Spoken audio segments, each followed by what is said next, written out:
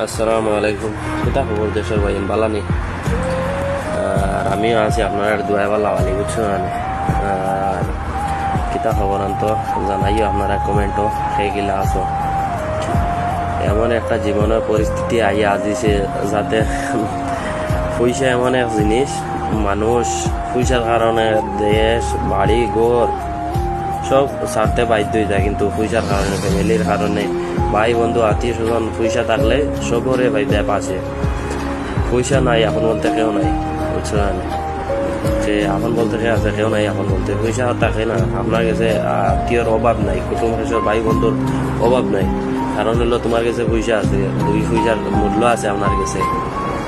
পয়সা থাকলে সব আপন হয়ে যায়, না পয়সা নাই কেউ আপন নাই। আর সেগুলো আছো কমেন্ট করে জানাইও। ভালো থাকো, আল্লাহ হাফিজ। নেক্সট ভিডিও দেখা হইব।